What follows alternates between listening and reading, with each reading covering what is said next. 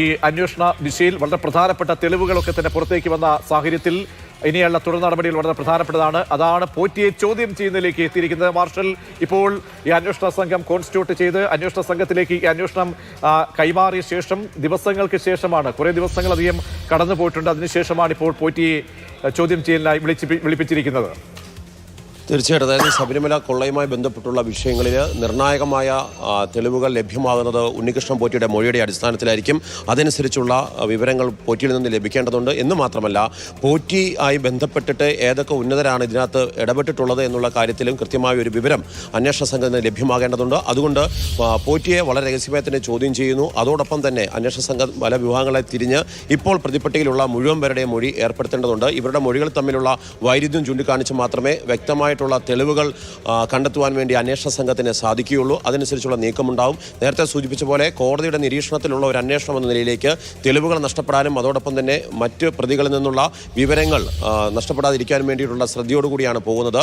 പ്രതിപക്ഷം ഉൾപ്പെടെയുള്ളവർ കഴിഞ്ഞ കുറേ ദിവസങ്ങളായി അന്വേഷണ സംഘത്തെ രൂപീകരിച്ചിട്ടും ഈ അറസ്റ്റോ മറ്റു മൊഴിയെടുപ്പൽ നടപടികളോ നടക്കുന്നില്ല എന്നുള്ള വിമർശനം ഉന്നയിച്ചിരുന്നു.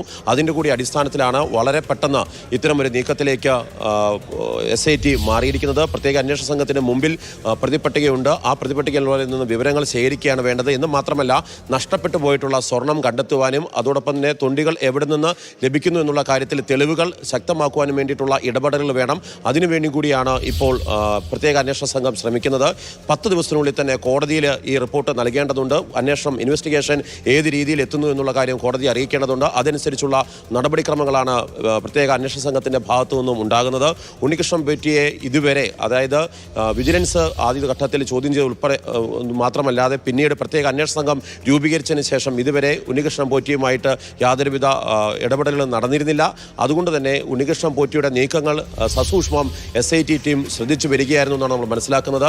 ഇന്നലെ രാത്രിയോടുകൂടി ഉണ്ണികൃഷ്ണൻ പോറ്റിയുടെ വസതിയിൽ SITയുടെ പ്രത്യേക ദൂതൻ എത്തുകയും അതിനുശേഷം ഇന്ന് രാവിലെ അദ്ദേഹത്തെ അവിടെ നിന്ന് മാറ്റുകയും ചെയ്തു എന്നുള്ളതാണ് സ്ഥിരീകരിക്കാത്ത വിവരമുള്ളത്. എന്നാൽ രഹസ്യ കേന്ദ്രത്തിൽ നടക്കുന്ന ചോദ്യം ചെയ്യലിനൊടുവിൽ അറസ്റ്റ് നടക്കുമോ അതല്ല ഉണ്ണികൃഷ്ണൻ പോറ്റിയെ വീണ്ടും വിട്ടയക്കുമോ എന്നുള്ള കാര്യത്തിലും മാർഷൽ വി സെബാസ്റ്റ്യനാണ് വിവരങ്ങൾ നൽകിയത്. ഉണ്ണികൃഷ്ണൻ പോറ്റിയെ രഹസ്യ കേന്ദ്രത്തിൽ എത്തിച്ചുകൊണ്ടാണ് ഇപ്പോൾ SIT സംഘം ചോദ്യം ചെയ്തുകൊണ്ടിരിക്കുന്നത്. ശബരിമലയിലെ സ്വർണ്ണപ്പാളി വിവാദവുമായി ബന്ധപ്പെട്ട്, കൊള്ളയുമായി ബന്ധപ്പെട്ട്, സ്വർണ്ണക്കടത്തുമായി ബന്ധപ്പെട്ടൊക്കെയുള്ള കാര്യങ്ങൾ, ഒരുപാട് കാര്യങ്ങൾ SIT സംഘത്തെ സംബന്ധിച്ചോളം ചോദിച്ചറിയാനുണ്ട്. അതുകൊണ്ട് തന്നെയാണ് ഇന്ന് ഈ അന്വേഷണ സംഘം രൂപീകരിച്ചതിന് ശേഷം ആദ്യമായിട്ടാണ് ഉണ്ണികൃഷ്ണൻ പോറ്റിയെ കസ്റ്റഡിയിലെടുത്തുകൊണ്ട് ഇപ്പോൾ ചോദ്യം ചെയ്തത്.